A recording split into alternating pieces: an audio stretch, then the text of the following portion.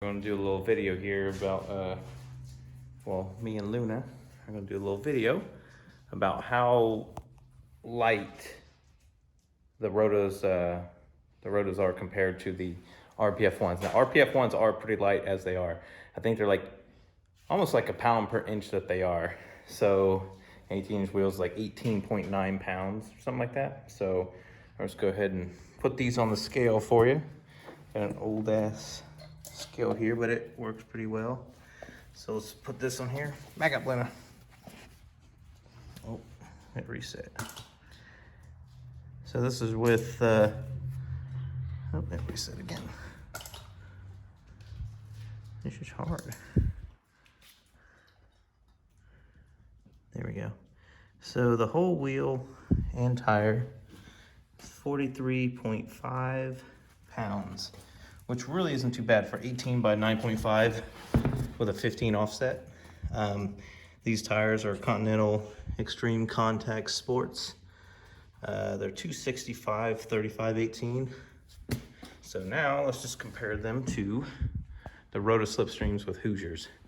Now I know I normally don't, care for rotas too much, but with how light these are and, some of the fastest Evos in the world still have rotas on them. But they are extremely light. Let's get that reset again. The tires themselves, I was 32 pounds for wheel and tire. That is, let's double check that.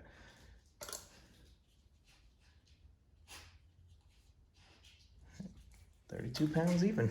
So that is a pretty big difference now that I'm thinking about it. I mean, the biggest problem wasn't so much weight for me on the track. It's always been that these tires are too small, believe it or not. They need to be a little bit taller. So let's just compare one of these to this one again. These are 26 inches tall. So it definitely is a pretty good amount of difference. Now these tires are 26 by 9.5, 16 of course, and they are super, super light. I mean, I really wish they made like some kind of 16-inch wheel with a little bit better, just a little bit lighter, but just with a better offset. I don't really like the offset on these. I have to run pretty big spacers as you guys saw in the last video, but I did finally get these little spacers. These are 3 millimeters, all I really needed. It could have been 2, but these will be all right. Now, when I put all of those other ones on together, it barely had enough lug stud. I'll go ahead and put a picture in with how short the lugs were, because even though they have a little bit of, I guess you say, taper before they go in, the lug nut itself was completely flush to the end. So it was only on by like, I'd say about 5 threads. And I did do a pull that way, believe it or not, because I'm an idiot. But it definitely worked out okay. It didn't pop off or anything. The back were okay, because even though they are the same size stud, I guess the whole setup, the hub is a little bit further out. So it fully seated with the lug nuts on all the threads. So a little rundown of what I've been doing these last couple days though. I've been setting up all this. I had to move this Magnus fuel rail, doesn't have the fuel pressure sensor MPT, MPT port, I guess you'd say. So I just put it there on the outside. Didn't want to put it in the front. I don't know why. I just wanted to avoid breaking it at all costs if I were to ever work on anything. So I just drilled and tapped for an MPT hole on the other side. Now this throttle cable is doing something weird. Like whenever you put it just like that, the way it calls for, it's completely off. Like the angle is definitely doesn't sit well with me. So I want to make some kind of wedge looking bracket and then make it bolt into that wedge. What are you doing? You chewing on stuff? Yeah, we'll figure that out. I still haven't made the piping for this yet. I gotta wait till figure out what I want to do with that. It's still not bolted down, but she is definitely a big girl or boy, whatever. 75 millimeters. I mean, it could be a lot bigger. You see the setup, it could handle like a, I think 105 millimeter. or something like that. But I went ahead and made this little thing that runs no overflow, all AN-4. And I also took my blow-off valve that had a hard wire just like this running. I went ahead and made it an AN fitting and run it to the underside of this. That's where all the ports go on this. But it's definitely gonna look pretty good once it's running. It will need retuned, but I probably will wait until spring. I won't be getting on anything crazy.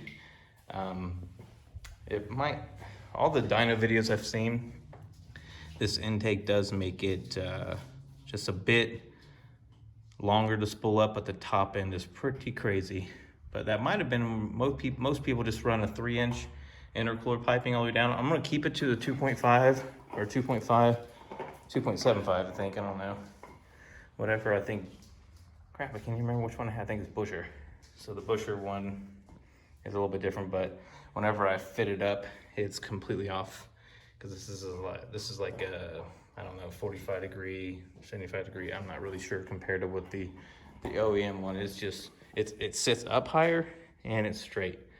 So the whole intercooler piping I got is gonna have to be reworked or done something like that. Me and my a welding friend of mine, he's gonna be helping me with that little project. It should be pretty quick. Once it's running, I'll probably just rig it up to get over to where he is and weld up a pipe right there. That's, you know, at least to hold me over until Mike at Busher does the full titanium intercooler piping, and all the side exits gonna be running right up the turbo, right out the side. I'm gonna have to move the oil cooler. That's gonna be, he wants me to do a 4-inch one, but I wanna keep it to a 3.5, just because I have minimal room here, but it's gonna be coming out, you know, right about here. So all that stuff is gonna be moved over, but it's not gonna be hard mount or anything like that. Obviously, I still got flexible mounts. So it's gonna be a little flex bellow, sorry, and that's gonna be mounting up to it. I don't know what I'm gonna be doing with my external wastegates. They might be turned around and flipped up and then having one run right out this way, maybe even out the fender. Haven't really decided yet. But I'm actually gonna be doing away with the power steering section altogether. I'm gonna be doing an electric power steering pump. I was, you know, I was looking at that. That's looking really empty out there, but I wanna get as much, you know, cleaned up around the engine bay as possible. So just to clean up as much, make it as easy to work on as possible, and then mount the power steering pump, the electric one, all the way in the back, or I even thought about doing it right out the side here. But at one point, I do want to make some type of air intake that goes into the front bumper section there and just scoops up right through here. I'm gonna do away with this horn right here and tuck the wires out of the way even more, and that should definitely help it. But we'll see, more to go. And oh yeah, I wanted to show you guys, look how hot that top plate got. It is rather close to pinching the other one. I mean, I don't know. Mike at Busher told me that it would need replaced, but that disc, just for the top disc is the only one that's really affected. But that top disc, he said, is, what do you say it weighs? Or not weighs, it costs, it's $790, I believe, for the top, or just any of the carbon discs. But the top plate itself, that you see blue, that little plate right there is only like $220 some, I think. So I should replace that, but I don't want it to be abnormally worn with the other one. But I mean, I don't know. We'll see. More to come on that. Dogs like chewing on wood. So, see ya.